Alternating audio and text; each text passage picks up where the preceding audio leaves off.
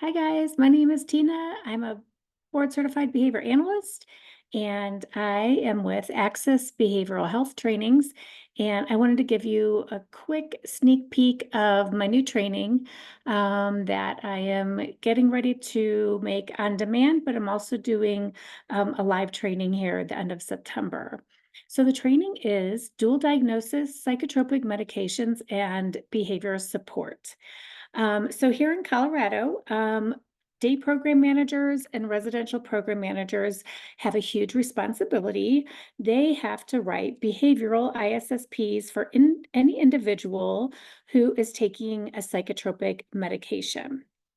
So this can be a really big source of stress for a lot of program managers because a lot of them have never had training on how to write a behavioral ISSP, which is why I also have another training called Writing Effective Behavioral ISSPs that I do in person occasionally, but you can also access it on demand. And you can do so by heading over to my website, Access Behavioral Trainings. With that training, you are able to access a 60-page ebook that you can refer to when you're writing the behavioral ISSP.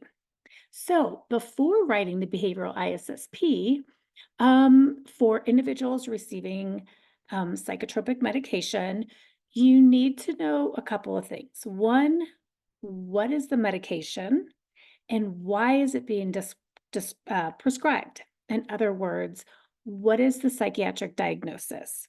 So, for example, the person is being prescribed Zoloft to take for depression. So, those are a couple things that you need to know before you start. Then you have to operationally define the diagnosis into observable and measurable terms because you want to take data on the diagnosis, which in this case will be the target behavior. So, the operational definition should be individualized and based on how that person exhibits the signs and symptoms of the psych diagnosis.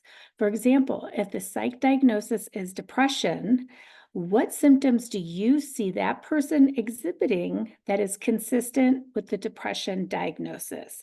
In other words, the reason why the medication was prescribed. Then you want to determine the best way to take data on that diagnosis. For example, are you going to use frequency and convert it to a rate? There's many ways to take data on target behaviors. And again, I go over this in detail in my Writing Effective Behavioral ISSP training.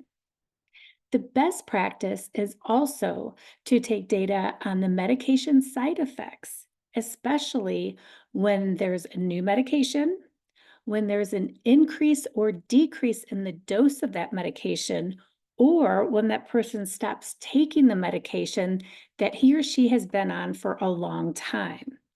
Why do we need to take data on medication side effects? Well, for a couple reasons. One, medication side effects can impact behavior. They can make the behavior worse. Um, they can be life-threatening, and side effects can be irreversible. So we need to really be aware of what the side effects are for that particular medication so that when those potential side effects are observed, that we're reporting them immediately. Program managers should also train the behavioral ISSP to direct support professionals and host home providers, job coaches, etc. In other words, the behavioral ISSP shouldn't be something that's just sitting in a chart somewhere.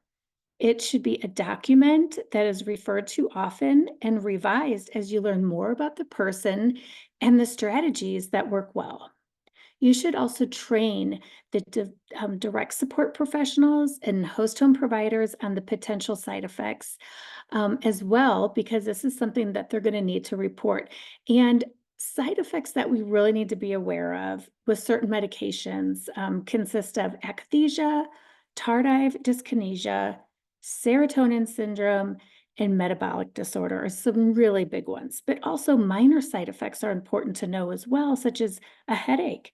That could be a setting event for challenging behavior. So we need to be aware of potentially if the individual is experiencing a headache, and we can give that person some medication, some pain medication to which could prevent challenging behaviors from happening um, due to the side effect of having headache. I also highly encourage that you attend psych appointments as you're able to, because you are a valuable member of the team and you have a wealth of information that's important to share with the psychiatrist or the prescribing physician.